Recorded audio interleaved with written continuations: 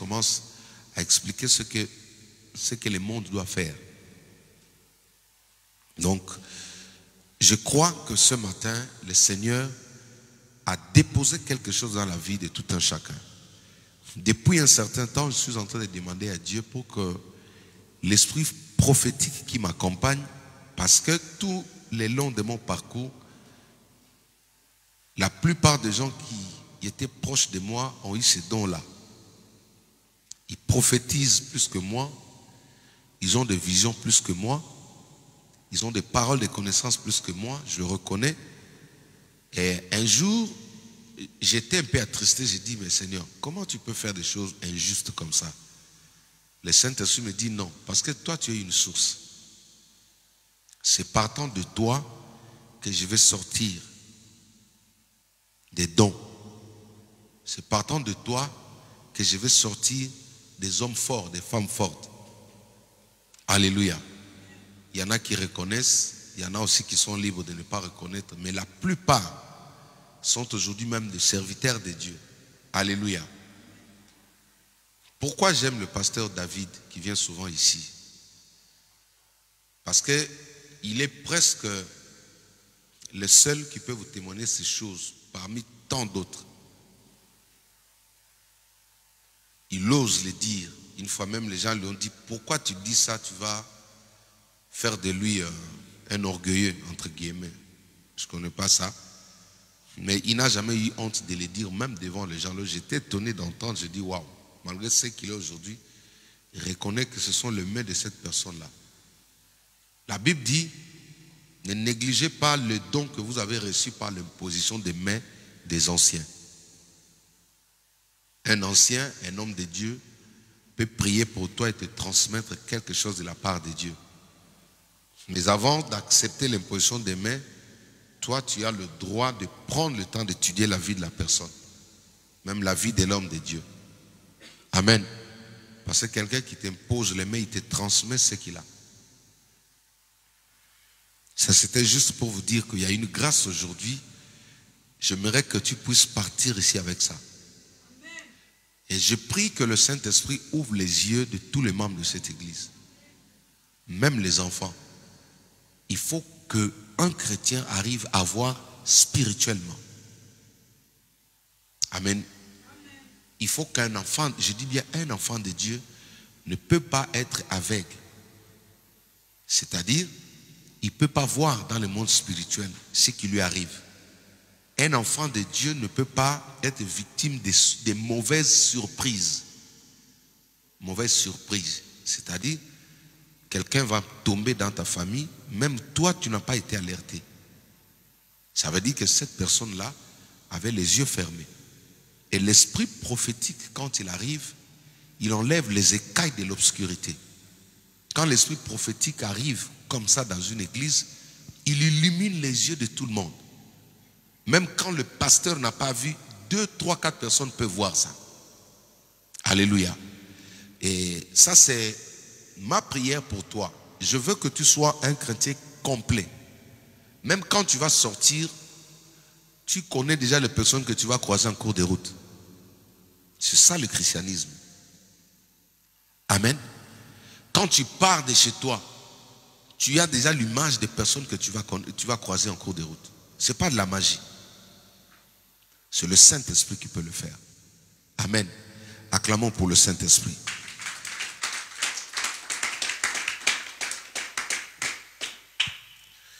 Alors, ce matin, j'aimerais d'abord rendre grâce à Dieu pour le passage de ce père de la foi, le pasteur Talingano qui est passé nous visiter. Est-ce qu'on peut acclamer le Seigneur pour son passage qui était très édifiant, très motivant. Moi, ce qui m'a attiré, c'est que voir un personnage comme ça, à son âge, il prêche avec une onction, il devait normalement être faible physiquement. Il devait être faible physiquement. Mais il a de l'endurance d'un enfant de 18 ans. Il nous a dit une fois, il était parti faire les examens. Ils ont regardé son sang, ils ont vu qu'il avait le sang d'un enfant de 18 ans. Le Saint-Esprit peut régénérer ta vie. Amen. Tu n'as pas dit Amen. Amen. Il a ça. C'est un vieux qui ne se fatigue pas. Vous savez que le dimanche, il a prêché ici. Après ici, je l'ai amené là-bas, il a prêché encore là-bas. Ce qu'il a fait ici, il a fait ça encore là-bas. Et quand il est, avant de partir, il est revenu ici parce que c'est moi qui l'ai invité. C'est moi qui devais le faire sortir de lui-même, jusque dans sa voiture. Nous étions restés avec quelques personnes, on a fait les photos. Ce sont des hommes, quand ils entrent chez toi, ils doivent laisser quelque chose. Comment on peut voir Dieu? Comment on peut croiser Dieu? Dieu, tu le vois au travers ses messagers, au travers ses ambassadeurs. Un ambassadeur est le représentant légal d'un pays sur une terre étrangère. N'est-ce pas? Donc, c'est pourquoi Jésus dit, celui qui vous reçoit en qualité de serviteur, il me reçoit. Tu reçois Dieu quand tu reçois son serviteur. Tu ne peux pas recevoir Dieu au hasard comme ça. Parce qu'il y a des gens qui pensent que Dieu, il est partout. Mais il doit s'incarner quelque part. Même le diable, il est dans le corps des gens. Alléluia. Donc, c'était Dieu vraiment qui nous a visités. Son passage a créé quelque chose, m'a redonné une foi ferme. Et je crois que la prière qu'il a faite, la grâce qu'il avait transportée ici, il y a des choses que nous allons vivre, des positifs dans nos vies. Amen. Même ceux qui n'ont pas eu le temps d'être là, vous avez déjà été bénis par les passages de cet homme de Dieu. Je ne cesserai de vous dire, sachez recevoir les hommes de Dieu, même s'il est petit, même s'il est, je ne sais pas comment, mais quand on vous dit que c'est un homme de Dieu, reçois-les dignement. Le miracle est simple. Je ne cesserai de vous dire, Dieu est simple, c'est l'homme qui est difficile. Entre Dieu et l'homme, c'est l'homme qui est plus difficile. Parce que lui-même, Dieu ne comprend pas la nature de l'être humain. Dieu a pleuré dans le livre d'Ésaïe. Il a créé l'homme à son image, mais quand l'homme a commencé à fonctionner, il a changé de nature. Dieu a pleuré. Mais comment savoir que Dieu est facile? Il faut juste savoir le localiser. Il faut juste savoir le localiser dans une personne. Jésus actuellement, il prend que de forme humaine.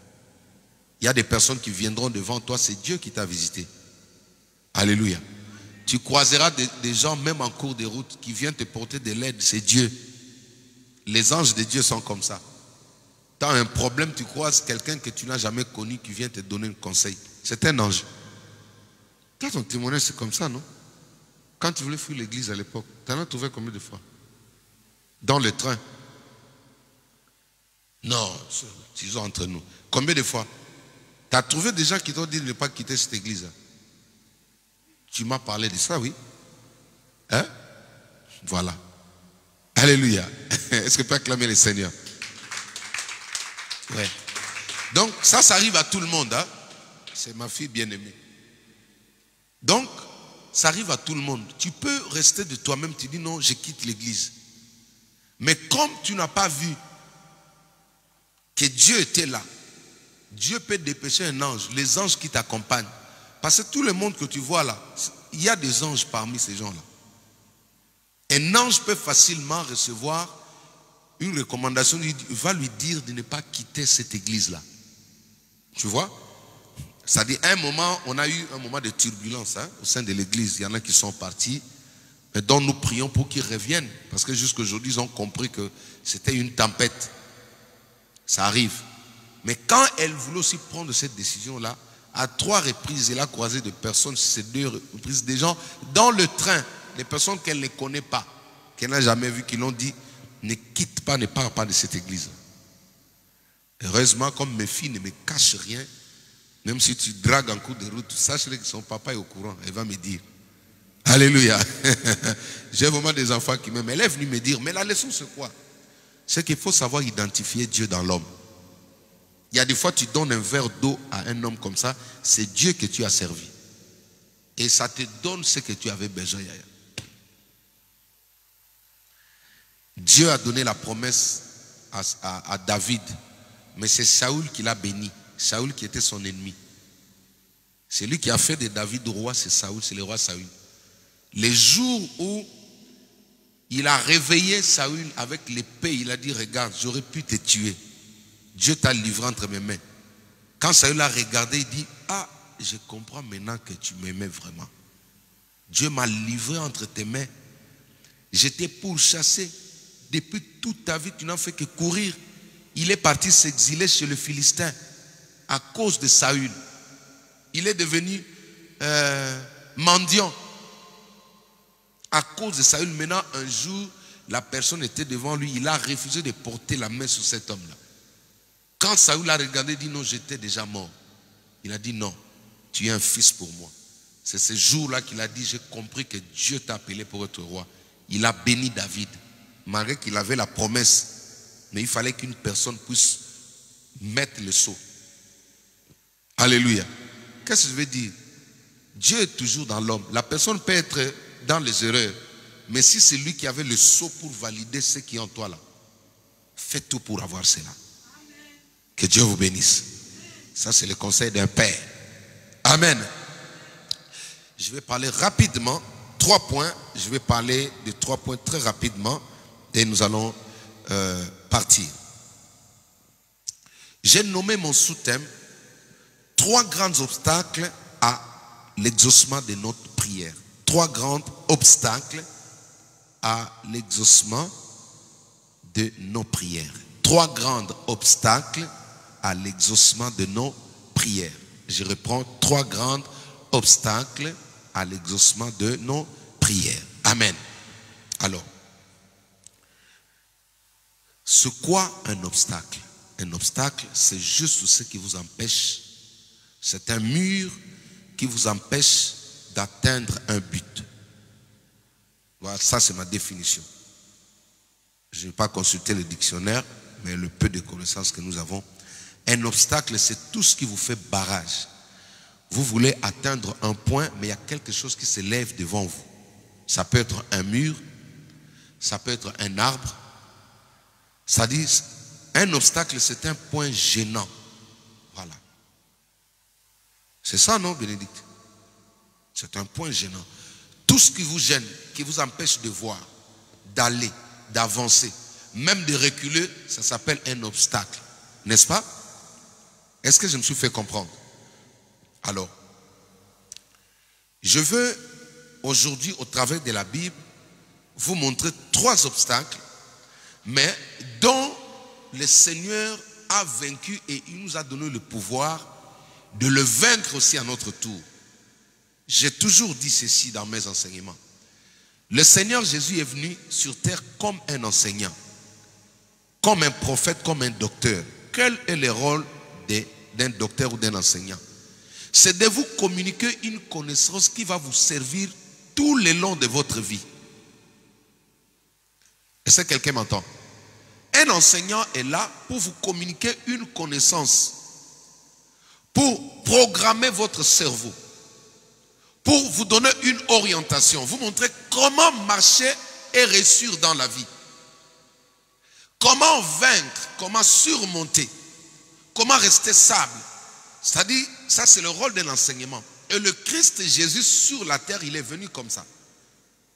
Dieu du haut des cieux, il a vu que l'homme créé à son image avait perdu ses repères.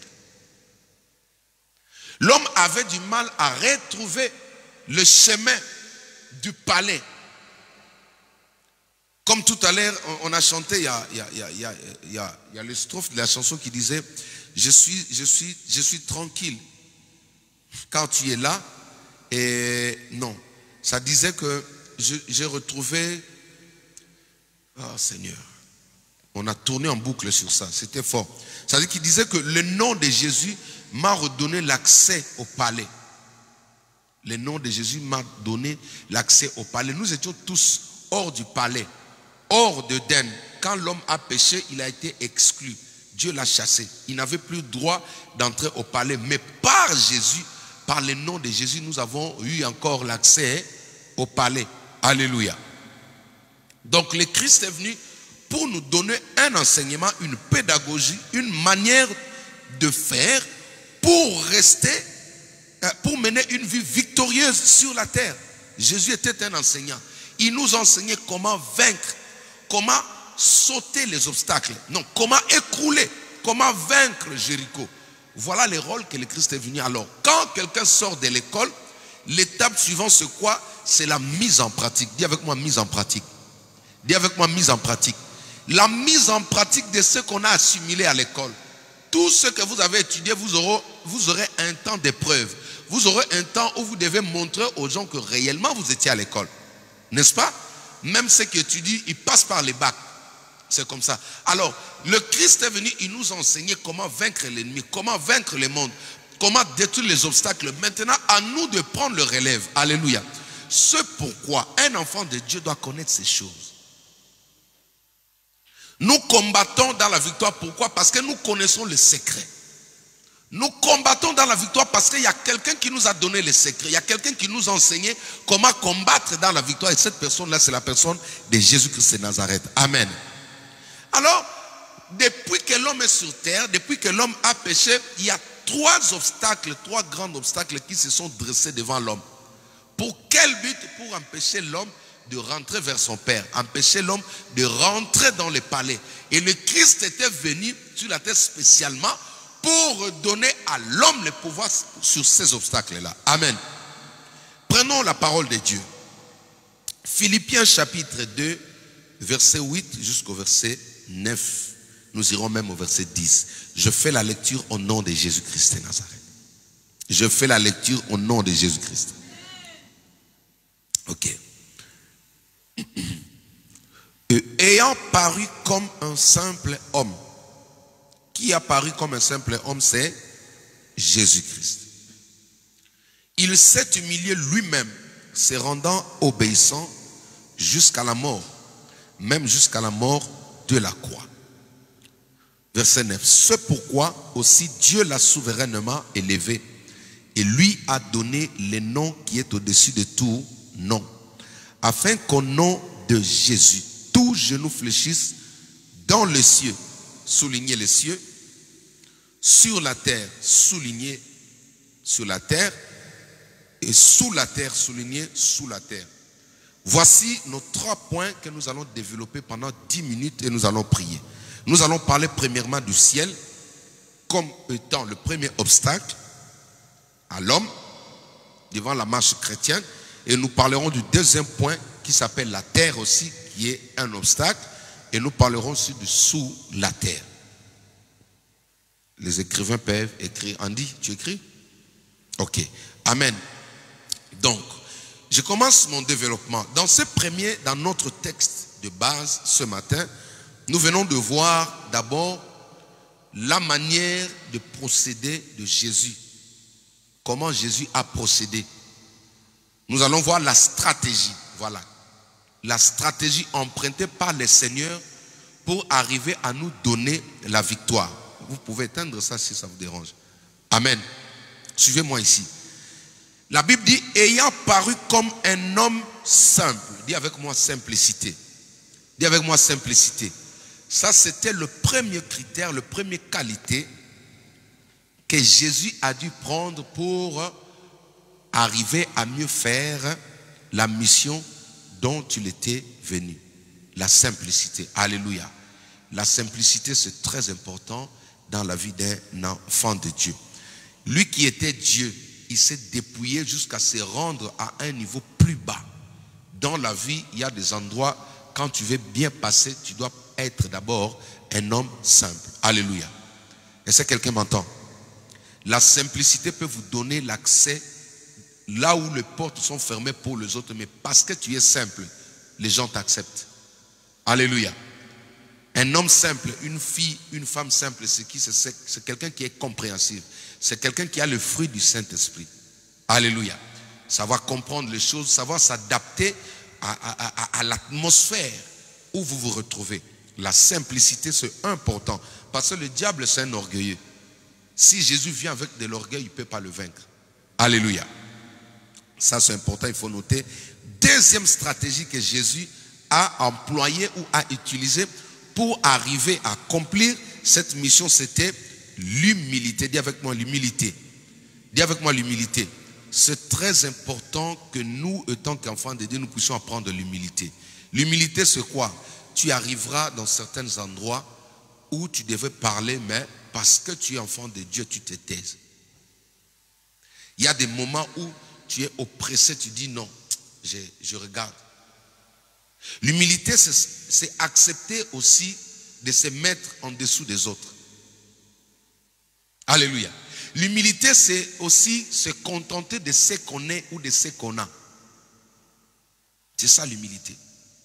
L'humilité, c'est l'un des vertus qu'un enfant de Dieu doit avoir.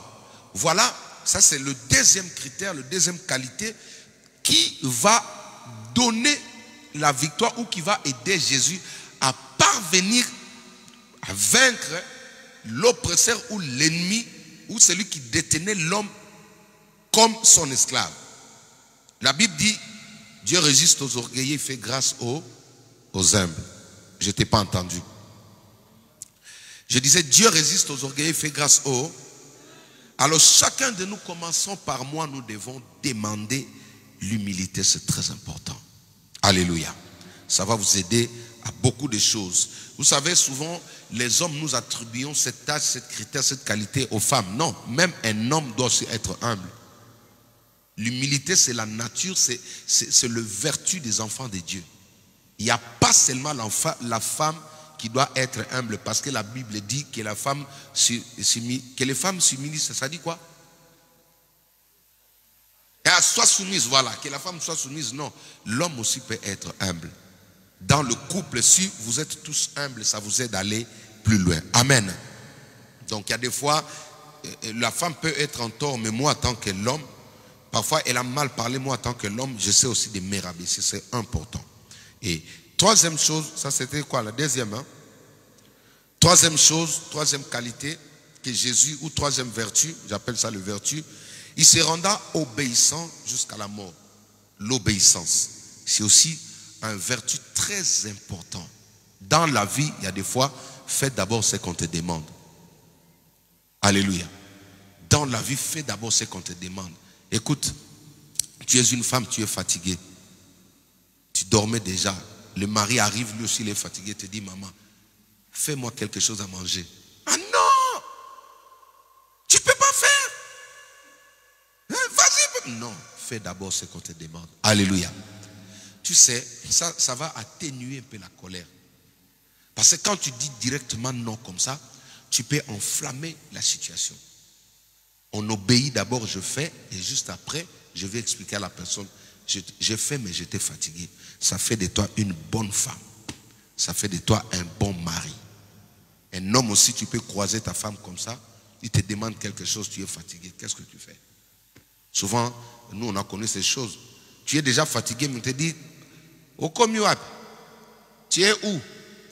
Toi, tu avais le calcul d'aller dormir. Mais on t'appelle, on te dit, tu es où? Alléluia. Et dès que tu arrives, il y a des courses qui t'attendent. Qu'est-ce que tu fais? J'obéis d'abord, on fait les courses. Après, je vais expliquer que nous écoutons. Amen. Est-ce que j'ai dit à quelqu'un? Est-ce que j'ai parlé à quelqu'un? Donc ne me dongolez pas comme ça. Ok. Que Dieu vous bénisse. Alors, quatrième vertu ou cinquième? Non, c'est cinquième. C'est quatrième. On dit même jusqu'à la mort, c'est-à-dire l'obéissance jusqu'à la mort de la croix. Alléluia. Ici, l'auteur, c'est-à-dire Paul, rajoute un accent sur sa manière d'obéir. Suivez-moi. Obéir à des petites choses et obéir à des grandes choses. Il y a des choses, je m'explique, il y a des choses qui sont vraiment, c'est-à-dire, elles sont difficiles mais abordables. Alléluia. Une situation difficile, on te demande de faire, tu peux le faire. Mais il y a des équations difficiles, ça s'appelle la croix. Dis avec moi la croix. C'est-à-dire, quand l'auteur dit, se rendant obéissant même jusqu'à la mort, c'est-à-dire, dit, même jusqu'à la mort de la croix. Cela veut dire quoi? Il pouvait obéir à certaines choses parce que corporellement, Jésus c'était un homme, il pouvait aussi résister à certaines douleurs. Mais la douleur de la croix là, la douleur de la croix est plus atroce. Qu'est-ce que cela veut dire? Il y a des fois, il y a des situations vraiment les plus... C'est-à-dire, tout le monde te dit refuse de le faire. Alléluia. C'est ça qu'on appelle la croix. Tes amis te disent non, si tu fais ça, tu n'es pas un homme. Si tu fais ça, tu n'es pas une femme. La Bible dit Jésus s'est rendu au but. Sache aussi affronter des grandes situations. C'est ça qu'on appelle la croix. Des situations plus où les autres disent que non, moi je ne peux pas. Mais si tu veux être grand, mesure-toi à l'adversaire qui est devant toi. Tu n'as pas compris. Si tu veux être une femme forte, mesure-toi à l'adversaire qui est devant toi. Ne recule pas devant de grandes choses comme ça. Parce que celui qui est en toi est plus grand que celui qui est dans le monde. Amen. Maintenant, il dit, ce pourquoi, c'est-à-dire, si Dieu a fait de Jésus ce qu'il est, c'est parce que Jésus est passé par un chemin. Il y a des choses qui ont aidé Jésus à obtenir ce nom-là. Et quand Jésus a reçu ce nom-là, Dieu lui a placé, lui a donné un nom qui va lui permettre de vaincre ces trois obstacles dont on a parlé tout à l'heure. Alléluia.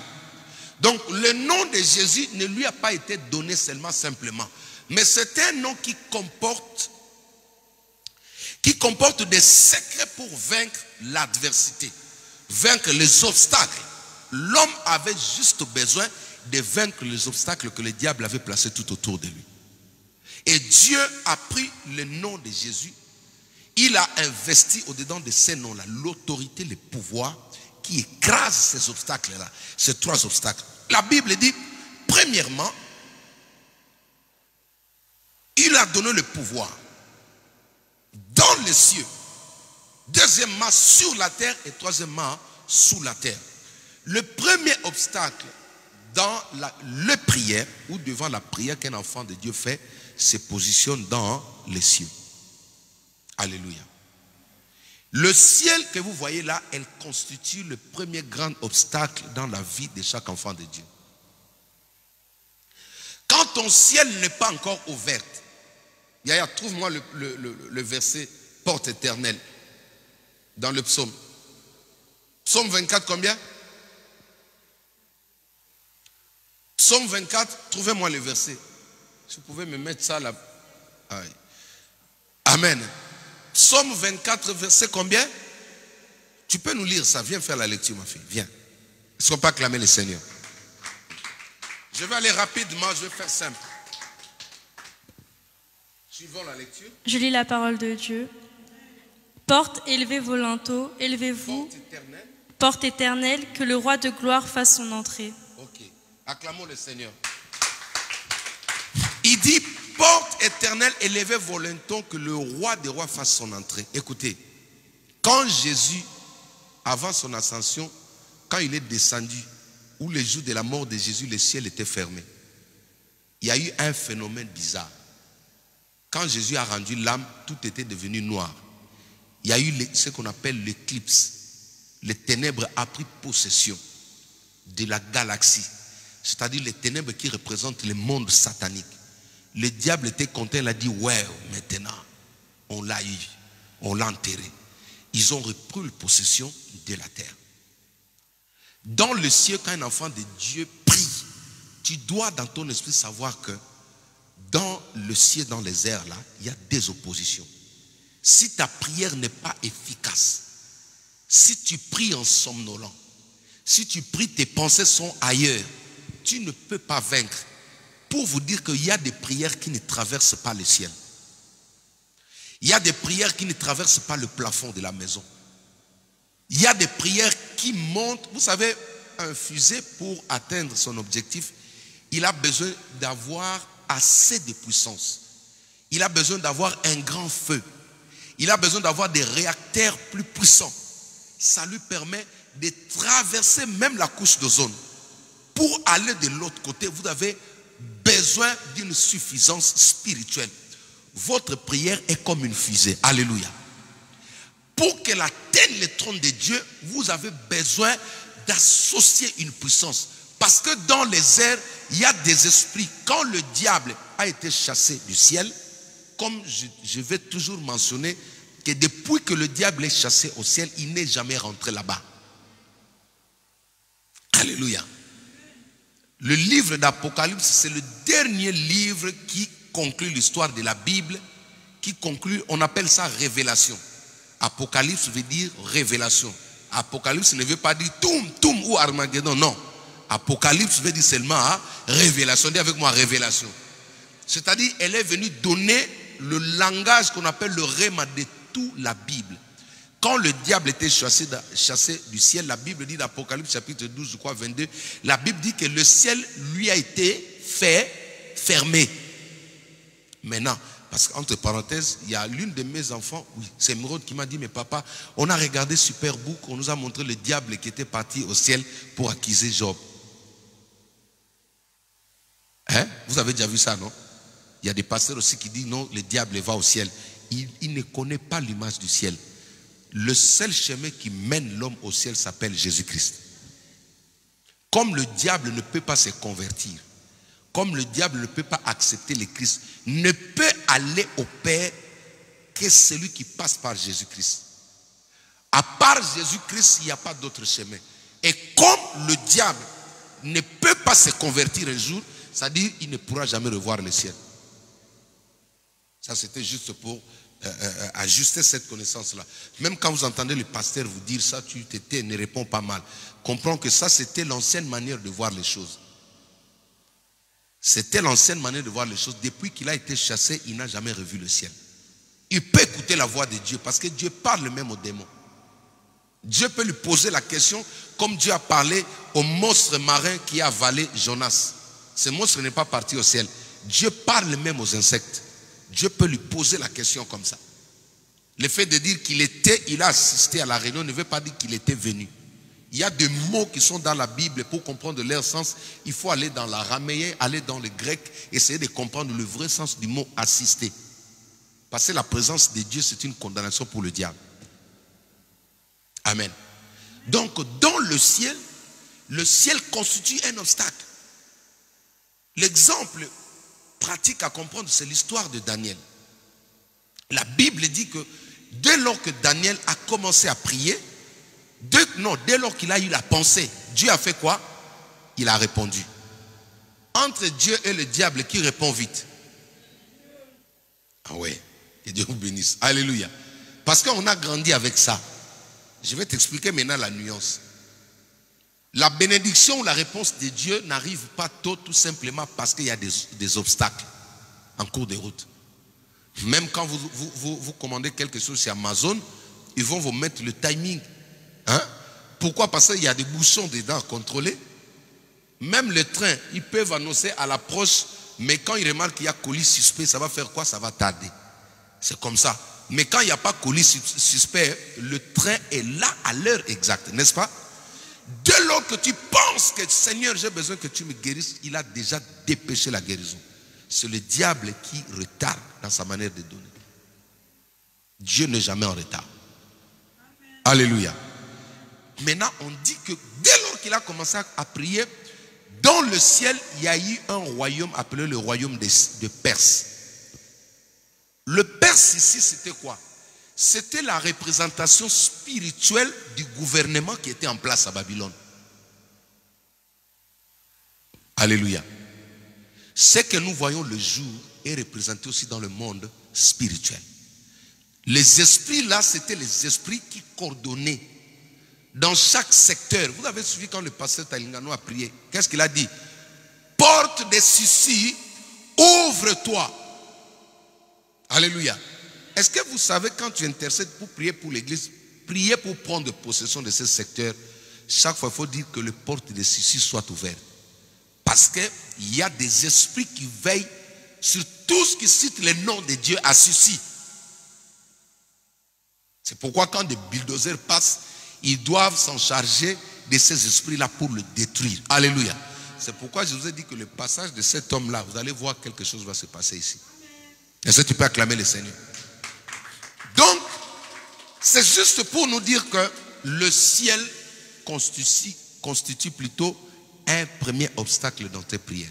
Quand tu pries, fidéline, ne prie pas en dormant, ne prie pas avec la faiblesse, ne te laisse pas emporter par la faiblesse. Prie sérieusement parce que la prière doit monter.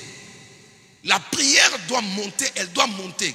Quand tu pries avec faiblesse, avec distraction, il y a toujours une opposition sur chaque ciel. Ceux qui habitent Créteil, le ciel de Créteil est contrôlé. Ceux qui habitent je ne sais pas où, chaque ciel est contrôlé par des divinités. Alléluia.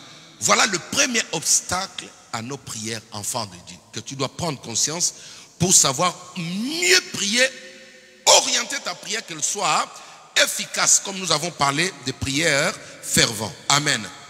Deuxième point rapidement. Deuxième point,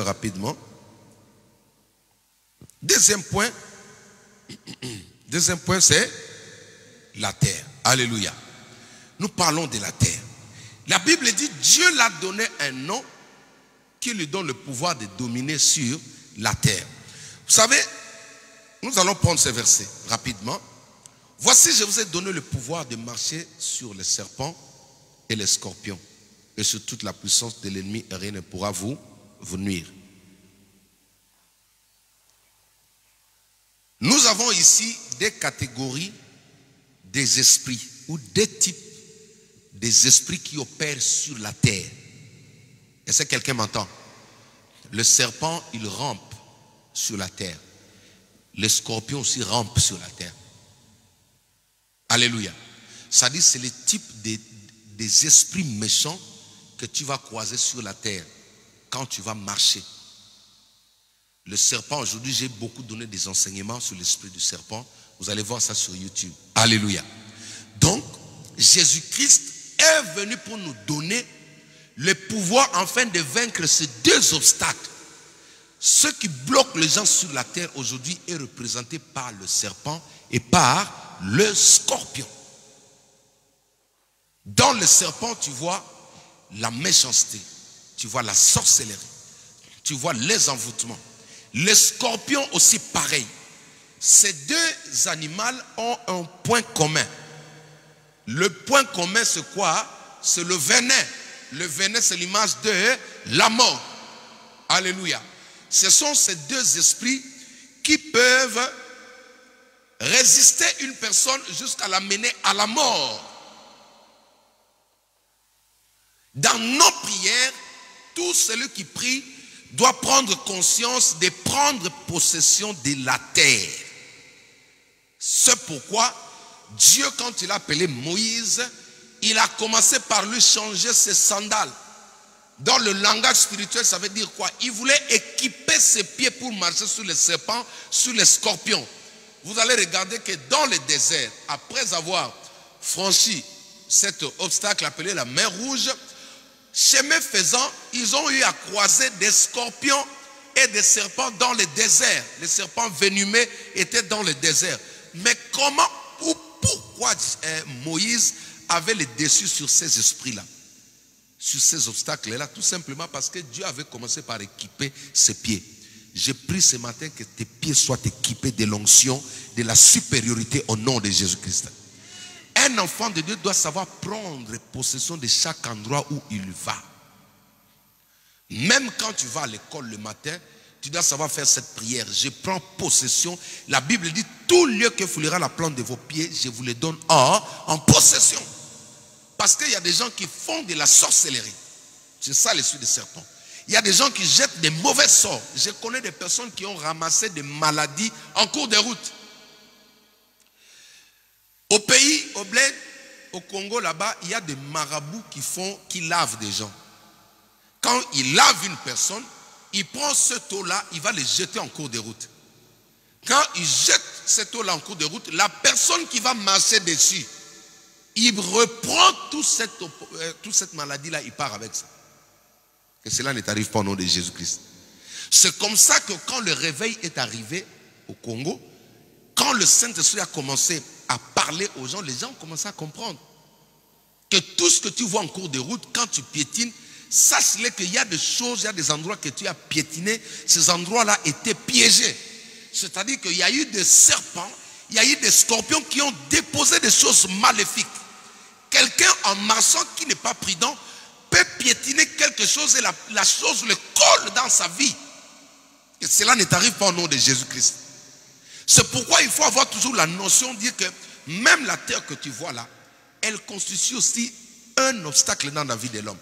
Rentrons maintenant dans le livre de Genèse.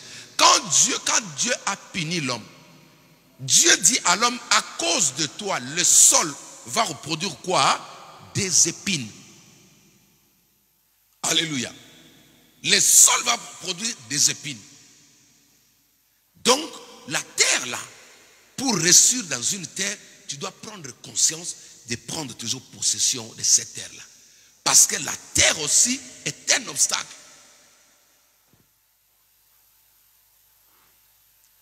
Troisième, il y a pas mal de versets que je peux vous donner. Hein? Psaume chapitre 91, verset 13. Tu marcheras sur le lion et sur l'aspic. L'aspic, tu fouleras les lionceaux et les dragons. Tu fouleras. Tu fouleras. Fouler veut dire quoi?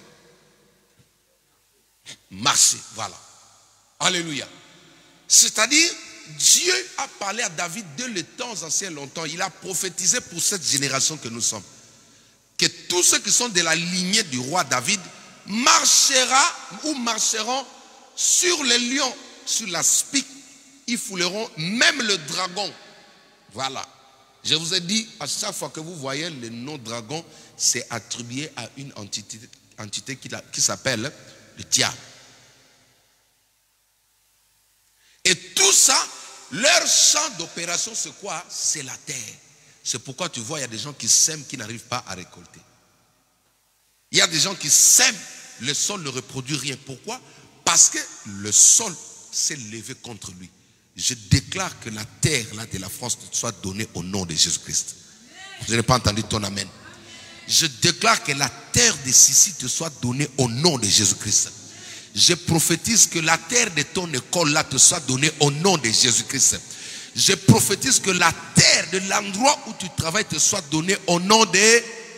Acclame bien le Seigneur notre Dieu. Oui. Il y a pas mal de versets, je vais rapidement pour clôturer, on va prier.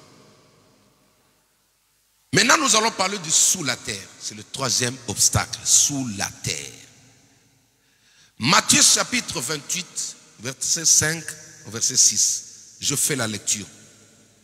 Ensuite, il dit à Thomas, avance ton doigt. Vous pouvez voir aussi ces versets dans Jean chapitre 20, 27 à 29. Avance ton doigt ici et regarde mes mains. Avance ta main et mets-la dans mon côté. Arrête de douter et crois. Dis à ton voisin, arrête de douter et crois. Non, dis ça bien. Voilà. Arrête de douter aux choses de Dieu, mais crois. Alléluia. C'est un bon terme, hein, Bénédicte. Arrête de douter, mais crois. Et il y en a déjà. Arrête de douter, mais crois. Jésus aime des personnes comme ça. Pour faire court, le problème ici, c'est quoi? On apprend à Thomas qui n'était pas avec les 12. Quand les autres étaient dans la chambre haute, Jésus-Christ vient d'être ressuscité. Ils ont ramené l'information. Les femmes sont venues dire, on est parti là-bas, on a vu les anges, ils nous ont dit, pourquoi cherchez-vous celui qui est vivant parmi les morts?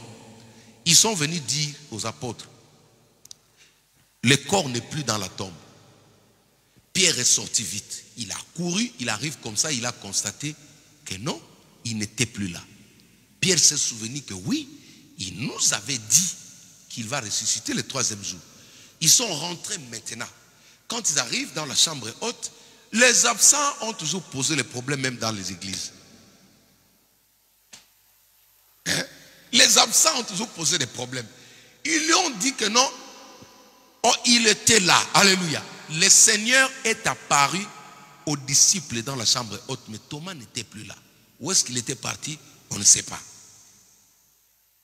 Où est-ce qu'il était? On ne sait pas. Écoute, entre parenthèses, les jours où le Seigneur va visiter les autres, tu risques de rater certaines choses. Ne sois jamais. Les absences, c'est bien. Mais prends aussi des précautions. Prépare-toi qu'un jour tu viendras, on va te dire que Jésus nous a visités. Que cela ne te fasse pas mal dans ton cœur. Alors, les gens lui disent que non, il était là. Le Seigneur est venu. Les disciples l'ont vu. Il était vivant. D'ailleurs, c'est ce jour-là que tous les disciples sont devenus têtus. Ils n'ont pas eu peur de la mort. Pierre, quand il a regardé, dit, tiens, moi je t'ai vu mourir. On t'a amené, on t'a enterré. Tu es vivant, c'est-à-dire moi aussi. Même si je meurs, je vais ressusciter. C'est à partir de ce jour-là que l'apôtre Pierre a commencé maintenant à affronter même les militaires, les hauts cadres. Il leur a dit comme ça, mieux vaut obéir aux hommes qu'à Dieu. Parce qu'il savait que même si vous le tuez, il va revenir à la vie. J'annonce que celui qui pensait te tuer, il va te revoir en vie. Amen. Alléluia. C'est pourquoi les enfants de Dieu ne meurent pas. Les enfants de Dieu dorment. Alléluia. Quand un enfant de Dieu, vous voyez, on va enterrer un enfant de Dieu, il dort. Très bientôt là, au son de la trompette, nous allons tous ressusciter ou nous allons revoir nos bien-aimés qui nous ont dévancés. Maintenant, on dit à Thomas que le Seigneur était là. Thomas dit non, arrêtez. Ah, qu'est-ce que vous voulez dire? Moi j'étais au travail parce que vous voulez me faire mal. Non, on lui dit, il était là. Alléluia. Il refuse. Et soudainement, parce que là déjà Jésus est devenu omniscient, omniprésent, omnipotent.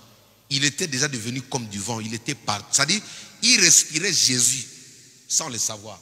L'atmosphère était devenue Jésus. Comme là, pendant que je vous parle, Jésus-Christ est ici. Alléluia. Pendant que je vous dis là, Jésus-Christ est ici. J'ai suivi un évangéliste hier au Congo. Il dit que Jésus-Christ lui est apparu. Il a vu Jésus il y a 5 jours. Les jours où on priait là, il y avait un enfant qui avait fui de là. Il a couru, il est parti là-bas. Elle a vu le Christ se manifester devant lui, devant elle, pour la première fois. Je prie que tu le voies. Les jours où tu verras Jésus, papa, tu deviens plus têtu, même si c'est l'armée des États-Unis qui vient te chercher, tu vas leur dire, je n'ai plus peur de vous. Tous ceux qui ont vu Jésus, ils n'ont jamais eu peur de la mort. Alléluia. Alors il dit à Thomas, mets ta main, comme tu ne crois pas que c'est moi. Il lui permet en plus. Non, mais c'est un Dieu d'amour. La Bible dit, personne ne peut le toucher avant qu'il aille où? Au ciel. Mais l'amour, donc il a même après l'amour, il continue, mais il dit, mais nalingi okara, touche. Alléluia. Mets ta main. Il a mis son doigt, il a vu vraiment, il y avait un trou, c'est-à-dire, le clou était bien passé par là. Il a dit, mets encore ton doigt dans mes côtes, là où ils avaient percé avec la lance. Il a mis encore son doigt, c'est là maintenant que Thomas s'est mis à genoux, il a dit, Seigneur mon Dieu, ne doutez pas. Alléluia. Ne doutez pas de ce que je suis en train de vous dire, mais croyez seulement. Quand je prononce la guérison sur toi, crois, ne doute pas. Parce qu'il y a des gens qui veulent seulement voir. Mais Jésus te dit, ne doute pas. Dis à ton voisin, ne doute pas. Dis à ton voisin, ne doute pas. Alors, ici, nous voyons que Jésus-Christ a bel et bien vaincu la mort. Quand on parle du sous la terre, on parle de ce qui se passe après la mort. Après la mort, il y a une vie qui peut retenir une personne comme étant esclave. Dans mes enseignements, je vous ai toujours dit, la question c'est pourquoi Joseph avait demandé aux enfants d'Israël, le jour du jubilé, le jour de la libération, qu'ils prennent même les cadavres. Il n'y a pas eu un cadavre des Hébreux qui est resté en Égypte. Le jour de la libération, d'ailleurs, même ici, vous savez qu'eux, ils ont leur cimetière, n'est-ce pas? Est-ce que vous savez ça? Ils ont leur cimetière. Ils ont leur coin, là où ils sont enterrés. On ne les enterre pas parmi tout le monde. C'est un peuple qui vit autrement. Vous voyez? Ça dit, même en Égypte, c'était comme ça. Le jour où Moïse leur a dit, on va sortir, on va vers la terre promise, ils ont déterré tous les cadavres. Ils sont sortis avec des cercueils sur leurs épaules Pourquoi? Parce que Pharaon avait le pouvoir de gérer les morts en Égypte. Si tu étais mort en Égypte, l'Égypte représentait le monde occulte, le monde des ténèbres. C'est-à-dire tu étais toujours là-bas comme étant esclave. C'est-à-dire le sous la terre là était aussi un obstacle à la résurrection de certaines personnes. C'est pourquoi il y a des personnes qui sont mortes définitivement. Parce que quand il est entré là-bas, les sous la terre, ça part des obstacles. Au jour d'aujourd'hui, les sorciers le font. Quand il prend ta bénédiction, il va enterrer ça. Ça constitue un obstacle. Quand il prend ton travail, il va enterrer ça dans un cimetière. Ça constitue un obstacle. Alléluia. Mais gloire à Dieu, parce que nous avons celui qui a vaincu même l'obstacle appelé le sous la terre. C'est pourquoi je prophétise sur toi. Tout ce qui a été enterré, tout ce qui t'appartient que le monde des ténèbres ont enterré, aujourd'hui nous allons le ramener à la résurrection au nom de... Si tu as perdu un travail, tu as perdu des enfants, tu as perdu quelque chose, aujourd'hui nous allons le ramener à la vie au nom de... La Bible dit ceci de Jésus-Christ. Apocalypse chapitre 1er. À partir du verset 18 jusqu'au verset 19. Apocalypse chapitre 1er. Prenons seulement le verset 18. J'étais mort. Le je ici, le première personne, le singulier appartient à Jésus, appartient à Dieu. J'étais mort et voici je suis vivant au siècle des siècles. Alléluia. Jésus-Christ est resté vivant au siècle des... Je tiens le clé de la mort et du séjour des morts. Est-ce que tu peux acclamer le Seigneur? Ah. Ça, tu dois le connaître. Tu dois voir ça. Regardez. C'est pourquoi je vous ai dit, quand tu vois la mort frapper au sein de ta famille, en toi, il y a celui qui tient les clés de la mort et du séjour des morts. La première des choses que tu dois faire, c'est quoi? C'est prier au nom de Jésus-Christ. Amen les enfants. Quand la mort va frapper dans votre maison, rappelez-vous que celui que vous priez, que vous adorez ici, celui qu'on vous prêche ici, Jésus-Christ de Nazareth, il dit qu'il était mort. Lui, il est l'unique. Alléluia. Jusqu'aujourd'hui, l'unique personne qui était mort, il est sorti. Et quand il est sorti, il n'est pas sorti mais vide. Il a repris les clés du séjour des morts. Ça veut dire quoi? Dans le séjour des morts, il y a des compartiments. Il y a des poches. Il y a des chambres. Les chambres de drogués, les chambres de malfaiteurs, les chambres de sorciers, les chambres des occultistes, les chambres des politiciens méchants, les chambres de faux pasteurs. Il y a des compartiments. Mais quand Jésus-Christ est sorti de là, il a pris ce trousseau entre les mains du diable. Et Jésus s'en approprie, il dit, je tiens, je tiens. Il dit au présent, je tiens. Alléluia. Jésus t'informe que lui, il tient les clés du séjour des morts. Alléluia. C'est pourquoi le seul qui a le droit de sortir un cadavre qui est mort depuis 4 jours du nom de Lazare s'appelle Jésus. Tu sais pourquoi? Parce qu'il avait le clé du séjour des morts. Le seul qui peut te ramener à la vie, là où on t'a enterré, même toi qui me suis à la télé, s'appelle Jésus-Christ de Nazareth. Est-ce que tu peux acclamer pour lui? Oui. Donc en Christ, le séjour des morts ne peut pas nous arrêter. Trouvez-moi Matthieu chapitre 52 à partir du verset 53. Lisez-moi ça. Hein? Non, Matthieu 28. Excusez-moi. Matthieu 28 à partir du verset 52.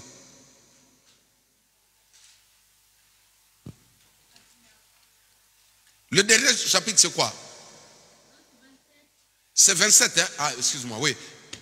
27, verset 52. Lis-moi un peu verset 52. Ok, merci.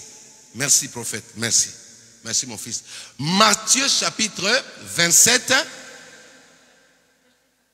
verset 52. Remonte un peu à partir du verset 51. Viens lire ici, viens. Est-ce qu'on peut acclamer pour le prophète?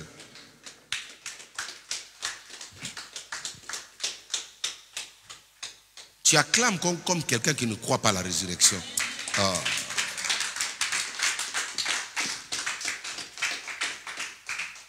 Je lis au nom puissant de Jésus-Christ. Et voici, le voile du temple se déchira en deux, depuis le haut jusqu'en bas. La terre trembla et les rochers se fendirent. Les tombeaux s'ouvrirent et les corps de plusieurs saints qui étaient morts ressuscitèrent. Attends, reprends encore les tombeaux. Les tombeaux s'ouvrirent. Écoutez bien. Et les corps de plusieurs saints qui étaient morts ressuscitèrent. Alléluia. Reprends encore. Il faut bien écouter. La terre. Les tombeaux s'ouvrirent et on commence par la terre trembla là. La terre trembla, les rochers se fendirent. Oui. Les tombeaux s'ouvrirent et les corps de plusieurs saints qui étaient morts ressuscitèrent. Est-ce qu'on peut acclamer le Seigneur? Continue. Continue encore. Il y a encore quelque chose là. Suivez très bien. Suivez. Suivez les exploits que Jésus a fait. Suivez. Étant sortis des tombes, ils entrèrent dans la ville sainte après la résurrection de Jésus et apparurent à un grand nombre de personnes. Est-ce que vous pouvez acclamer le Seigneur pour ça? Tu peux t'asseoir, mon fils. Ton grand-père ne peut pas te sortir du séjour des morts. Ce n'est pas les ancêtres. Il y a des choses que même les ancêtres ne peuvent pas faire. Il y a un pasteur, un jeune prophète là que j'ai utilisé puissamment. Récemment, il a dit à son église de l'enterrer pendant 3 jours, qu'il vient le déterrer, il sera vivant. Il va ressusciter. Dommage, c'est un beau gars. Les Nkousson les appelle comment? Les asticots l'ont donné une bonne leçon là-bas en bas. Il est resté. Ils sont partis creuser leur pasteur, il est resté, il est mort. Il n'y a qu'un seul. Il n'y a qu'un seul, je dis bien un seul. C'est pourquoi, mes enfants, vous qui me suivez, ne faites jamais le débat de Jésus avec un homme qui est dans la tombe. Est-ce que vous me comprenez? Il y en a déjà. Il n'y a pas de débat. Regarde, la Bible dit dans Ecclésiaste, mieux vaut un chien vivant qu'un lion mort. Mais toi, quelqu'un qui est mort, les asticots l'ont déjà fouetté là-bas. Comment tu peux le comparer avec quelqu'un qui marche? Comment tu peux faire débat avec quelqu'un qui guérit jusqu'aujourd'hui? Comment tu peux... En fait, même sur la balance, il n'y a pas d'équilibre. Jésus-Christ est vivant et regardez. Il est mort quand Jésus-Christ est mort là. Il est descendu dans le séjour des morts. Pourquoi? Parce que le séjour des morts constituait un obstacle pour les saints.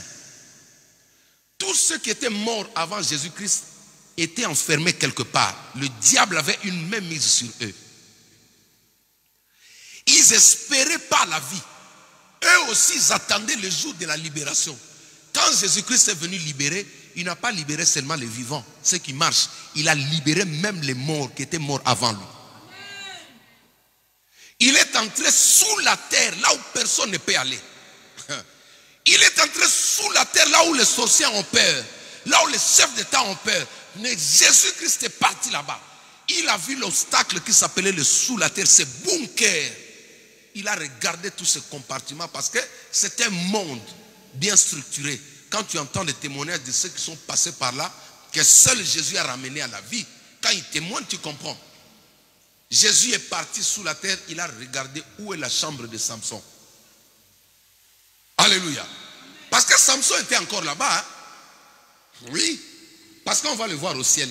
C'est ça le verset qui confirme. On dit que tous les saints, quand il est sorti avec eux. Tu comprends, ma fille? Il a cherché où vous avez mis Samson. Il est dans les leurs. Il est parti, il a ouvert. Il a libéré tout ce qui était là-bas. Tous les sacrificateurs, toutes les personnes qui étaient parties en mission avant Jésus, qui ont échoué quelque part, il les a tous sortis. Le Jean-Baptiste, tous ces gens-là qui sont tombés, qui n'arrivaient pas, qui étaient fatigués, il les a tous sortis. Et la Bible dit quoi? La terre trembla. Laisse-moi te dire, à cause de toi cette année, la terre va trembler. À cause de toi, la terre va trembler. Je dis, à cause de ton travail, la terre va trembler. S'il y a des travails enterrés, la terre va trembler. Et il ne va pas seulement trembler, mais il va aussi vomir. Il va vomir tout ce qu'il a enterré. Tout ce qu'il a avalé de toi, il va le vomir au nom de... Maintenant, quand Jésus est sorti, après avoir vaincu ces obstacles-là, qui barraient la route à la prière des saints, il les a pris. Il ne s'est pas arrêté là-bas pour leur dire que non, maintenant vous êtes sortis. Il a dit non. Il faut que ceux qui vous ont tué, vous revoyez. Alléluia. Alléluia. Il dit, il faut que ceux qui t'ont fait le mal, ils doivent te revoir. C'est pourquoi cette année, maman, les gens qui pensaient t'enterrer, ils vont te revoir comme ça. Jésus va te prendre par la main, il va marcher avec toi. Où? Dans les rues où les gens se sont moqués de toi. Dans les avenues où les gens t'ont écrasé. Dans les maisons où les gens ne voulaient pas te voir. Mais Jésus va te prendre, il va remarcher avec toi là-bas. Il y a des gens qui vont dire, mais c'est elle qu'on voit à la télé. Oui, c'est elle. Tu sais pourquoi? Parce qu'ils ont vaincu l'obstacle dont toi tu t'étais associé. Il y a des gens qui pensent qu'ils ont enterré nos vies. Mais écoutez, Jésus-Christ est venu pour nous rendre capables à vaincre cet obstacle-là. C'est pourquoi tu dois croire à ce que le diable a caché sous la terre, qui t'appartenait. Il y a des gens comme ça. Tu n'as pas koundé musika. Alléluia. Ça va rentrer à la vie. Écoute, si tu as perdu des enfants, laisse-moi te dire que ces enfants-là, nous allons les déterrer au nom de... Il y a des femmes qui ont du mal à mettre au monde. Pourquoi? Parce que les enfants sont sous la terre, enfouis là-bas. Mais je viens te présenter quelqu'un qui s'appelle Jésus. Quand tu pries, sache ramener, reprendre tout ce qui a été enfoui sous la terre. Voilà ces trois obstacles, ma soeur, que je voulais aujourd'hui te montrer, dont Jésus te rend capable à vaincre. Quelque chose qui a été enterré, tu peux le retrouver. Amen. Alléluia. Et sur cette terre-là, tu peux réussir. Pourquoi pas parce que tu es beau? Pourquoi pas parce que tu as étudié? Pourquoi pas parce que tu as des relations? Pourquoi pas parce que je ne sais pas tout ce que tu as, mais tout simplement parce qu'il y a une personne qui est en toi qui s'appelle Jésus-Christ de Nazareth. Est-ce qu'on peut acclamer pour lui? Je suis arrivé à la fin de mon message. Je voulais aujourd'hui te faire comprendre, tu vois comment le nom de Jésus te rend supérieur aux obstacles que le monde est en train de voir aujourd'hui. Si le ciel est fermé pour tout le monde, mais toi tu peux l'ouvrir. Parce que celui qui est en toi a vaincu les principautés qui sont au ciel. La Bible dit, porte éternelle et levez volontairement que le roi des rois fasse son entrée. Si Dieu veut te positionner dans les auteurs qui sont là dans les airs, ils vont te respecter au nom de Jésus-Christ.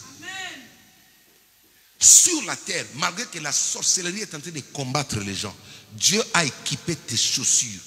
Dieu t'a équipé, il t'a donné de quoi vaincre le serpent. Le serpent, ce n'est pas le serpent animal.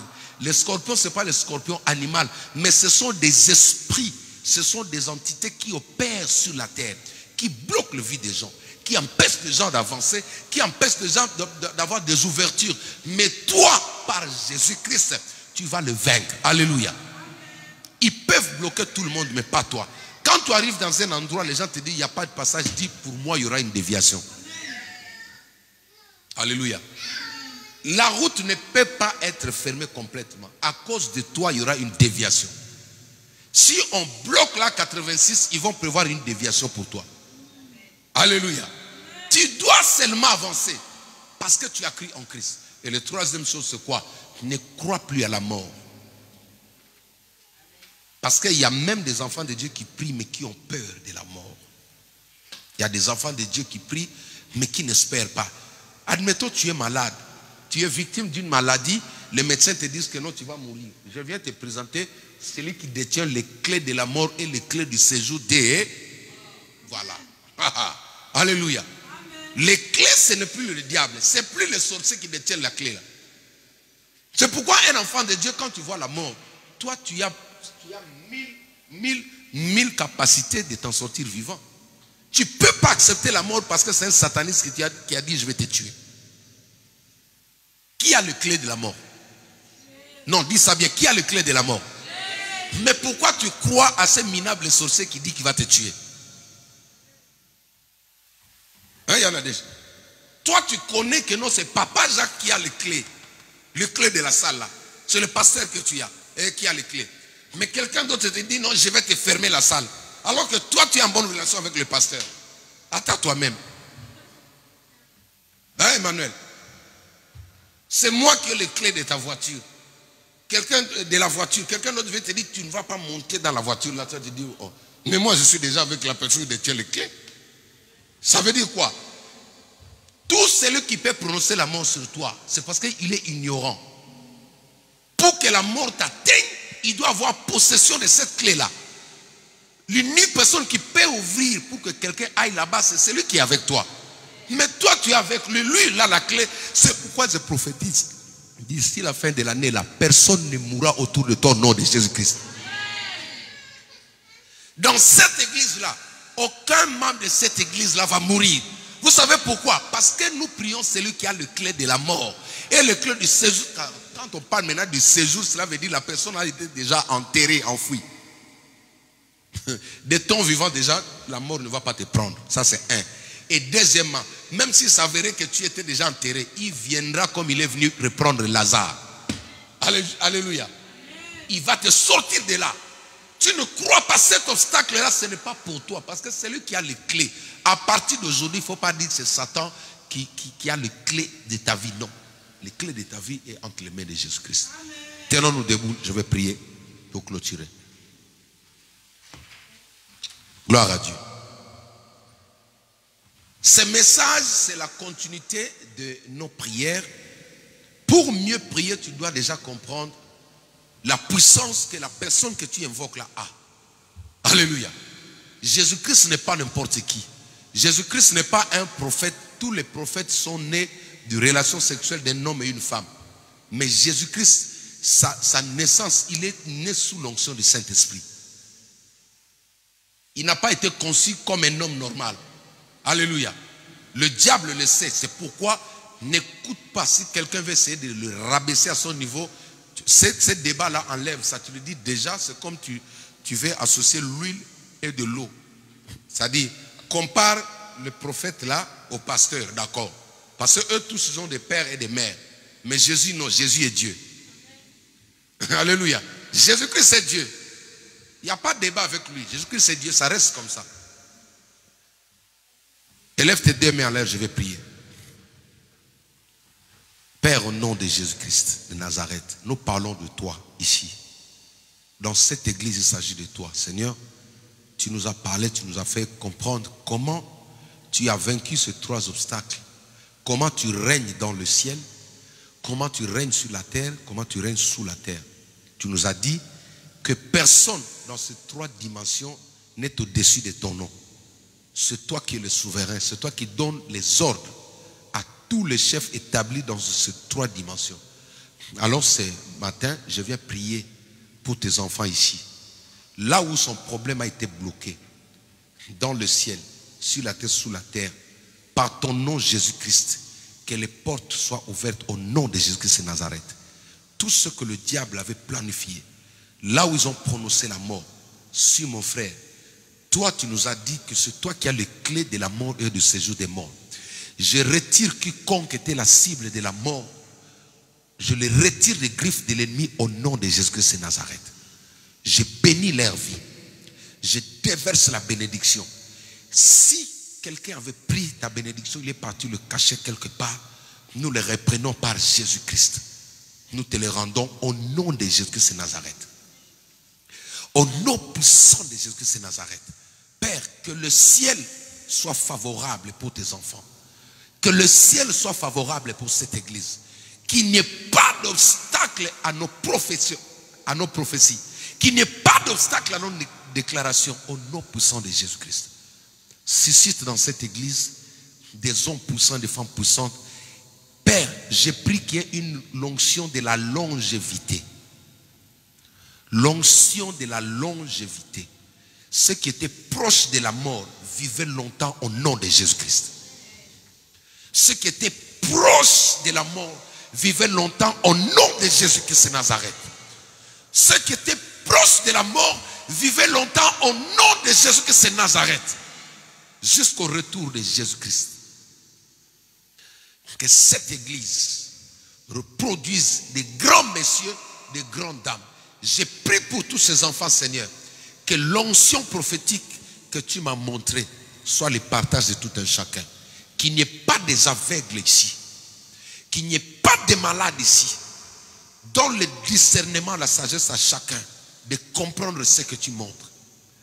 Au nom majestueux et excellent de Jésus-Christ, notre Seigneur et Sauveur, nous t'avons ainsi prié. Amen.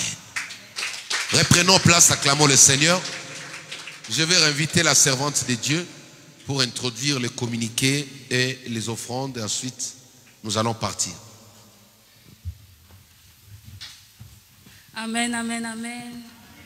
Alléluia, qu'a été béni. Amen, amen, amen. Juste avant d'appeler ma sœur Gaëlle pour les communiquer, j'avais à cœur de chanter une chanson, mais d'une manière prophétique. C'est-à-dire que je souhaiterais réellement que tu remplaces les propos qu'on va chanter par ta situation. Alléluia. Pasteur, si tu peux m'aider à chanter cette chanson. Alors, il a reçu le nom au-dessus de tout nom. Il a reçu le nom au-dessus de tout nom. Tout genou fléchira lorsqu'on parlera de l'agneau. Tout genou fléchira lorsqu'on parlera de Jésus. Il a reçu le nom au-dessus de tout nom. Il a reçu le nom au-dessus de tout nom. Tout genou fléchira lorsqu'on parlera de Jésus. Tout genou fléchira lorsqu'on parlera d'un agneau. Il a reçu le nom au-dessus de tous les noms. Il a reçu le nom au-dessus de tous les noms. Tout genou fléchira face à la maladie, tout genou fléchira.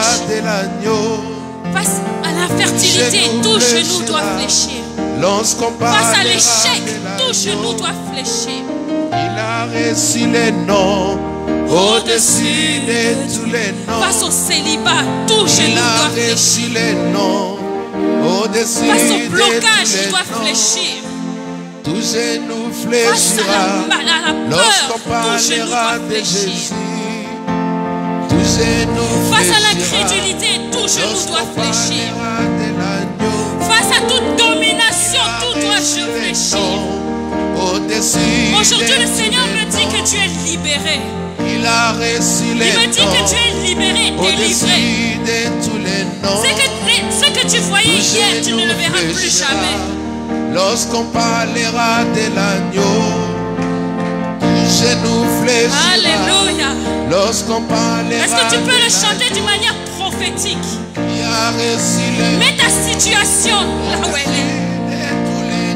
Mets ta situation devant la croix de Jésus. Mets ton infertilité devant la croix de Jésus. Tout genou fléchira lorsqu'on parlera de l'agneau. Mets ta peur devant la croix de Jésus. Mets tes doutes. Lorsqu'on parlera mets tes stagnations de devant la croix de Jésus.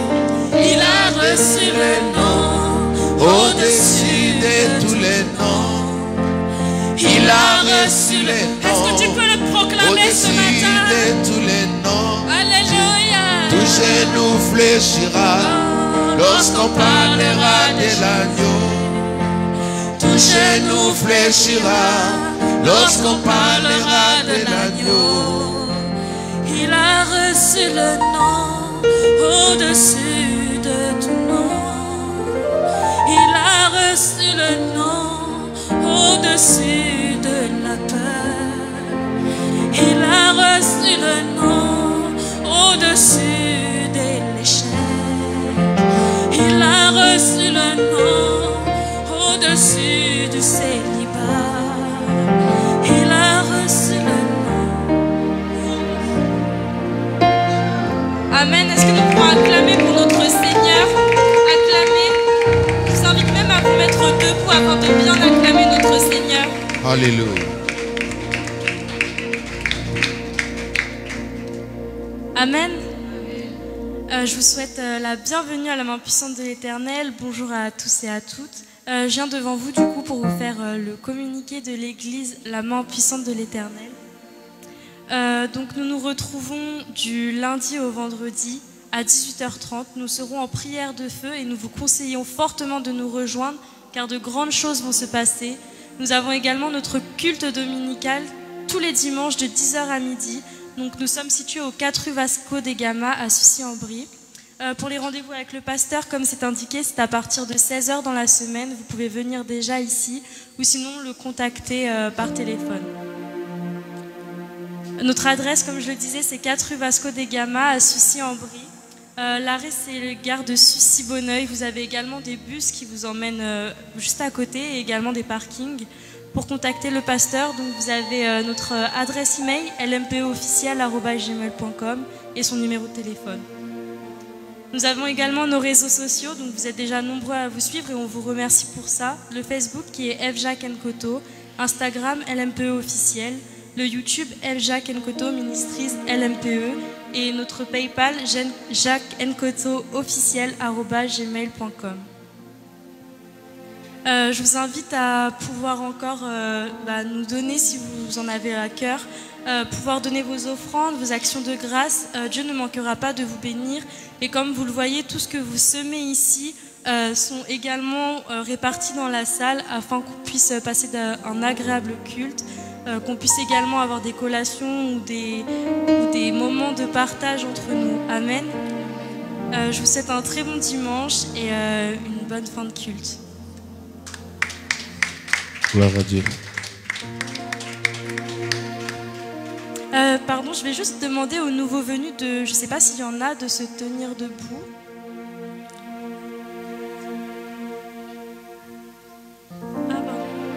Je vous invite également à partager, donc, comme je vous disais, nos réseaux sociaux, nos lives, afin de pouvoir évangéliser également autour de vous. Là où vous évangélisez, Dieu ne manque pas de vous bénir et vous pouvez encore sauver des âmes. Amen. C'était bon câlin. Amen. Gloire au Seigneur. Je veux vous inviter à vous tenir debout pour la prière de clôture. Les offrandes? Excusez-moi. Les offrandes. On va faire les offrandes. Amen. Amen.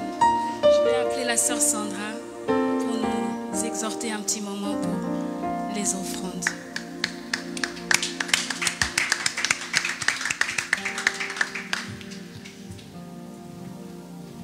Alléluia. Amen. Alléluia. Amen. Acclamons pour Jésus.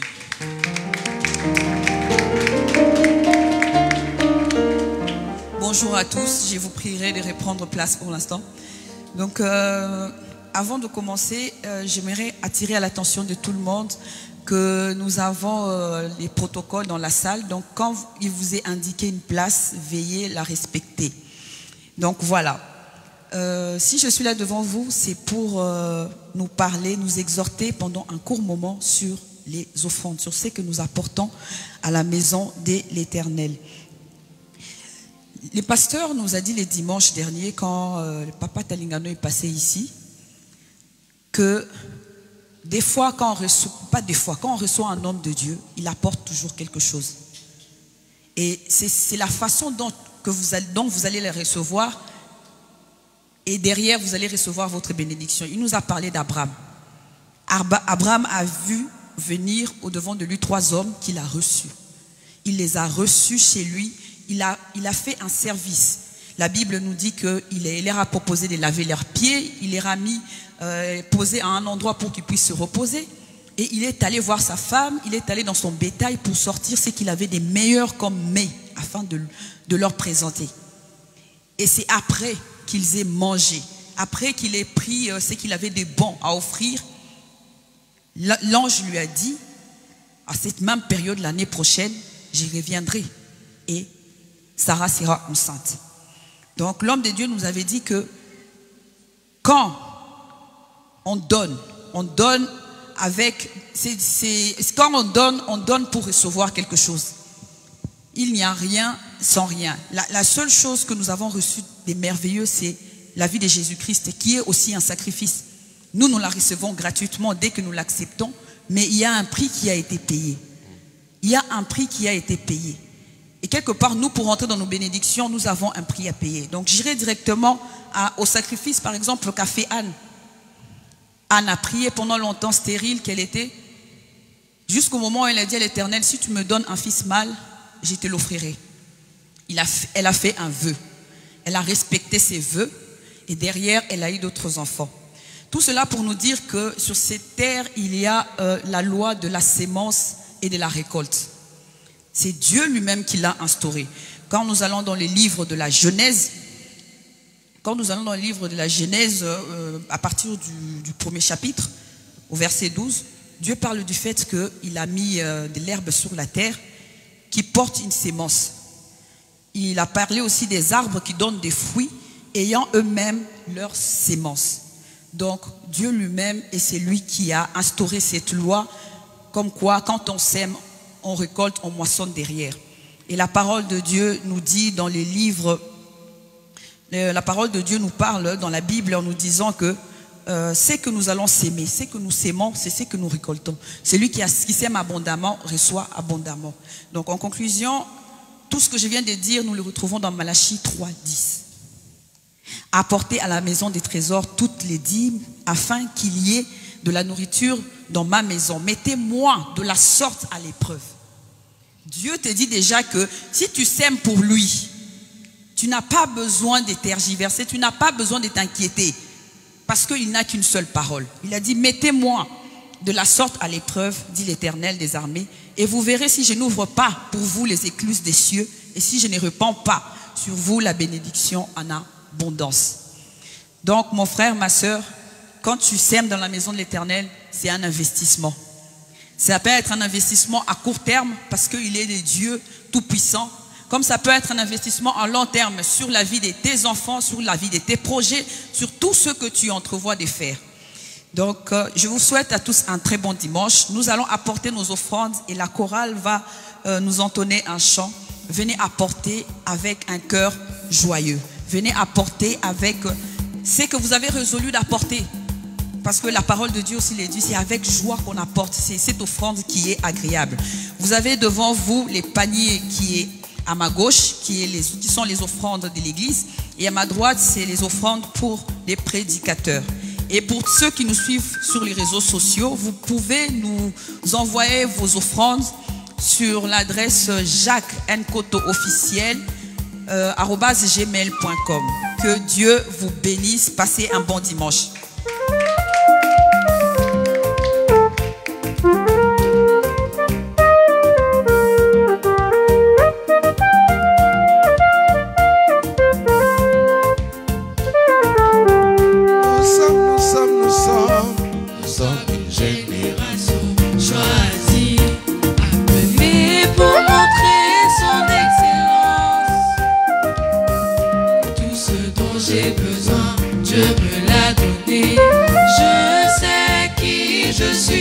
Nous sommes une génération.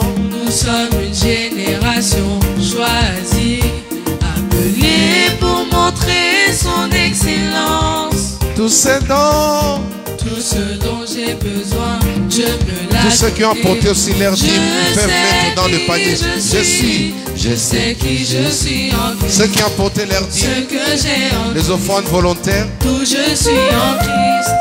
Je sais qui je suis. Je sais qui je suis en Christ.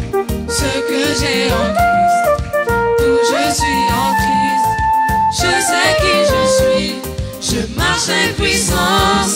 J'accomplis les miracles. Je vis une vie de faveur. Je sais qui je suis. Je marche en puissance. J'accomplis les miracles. Je vis une vie de faveur. Je sais qui je suis. Tout le monde chantait.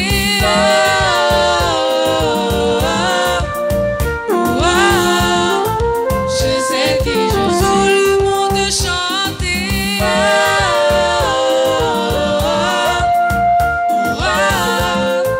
Je sais qui je suis.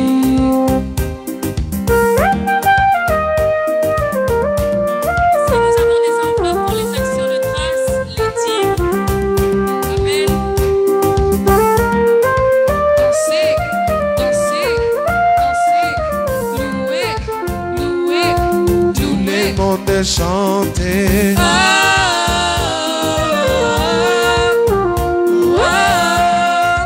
Je sais qui je suis. Tout le monde chanter.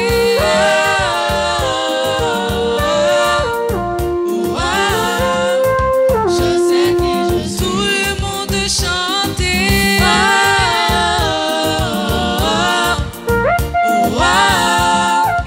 Je sais qui je suis. Alléluia. Acclamons le Seigneur. Acclamons pour le Seigneur. Amen. Nous arrivons à la fin de notre culte. Je vous invite à vous lever pour qu'on puisse prier pour la prière de fermeture. Amen.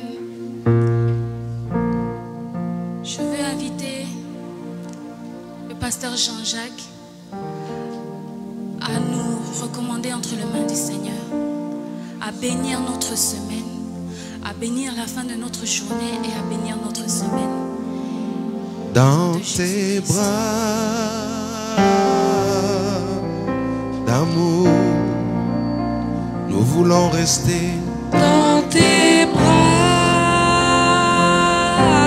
Seigneur, d'amour. nous voulons rester. Dans tes bras d'amour. Nous voulons vivre.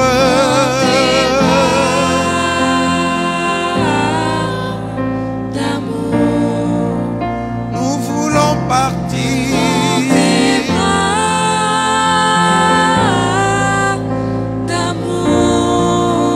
Nous voulons rester. Seigneur, dans tes bras, Seigneur.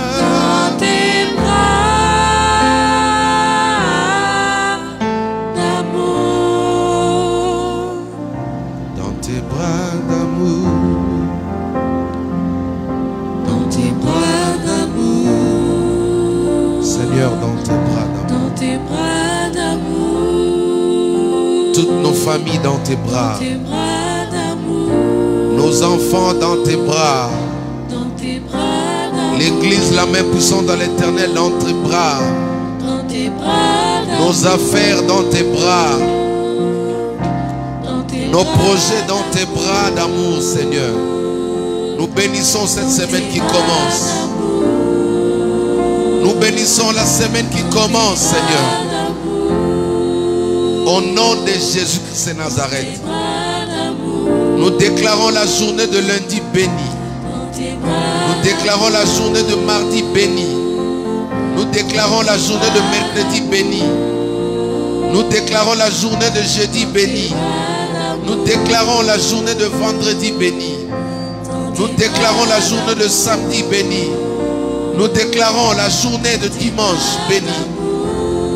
Par le nom puissant de Jésus-Christ, notre seul Seigneur et Sauveur. Nous disons tous Amen. Acclamons le Seigneur. Bon dimanche à toutes et à tous.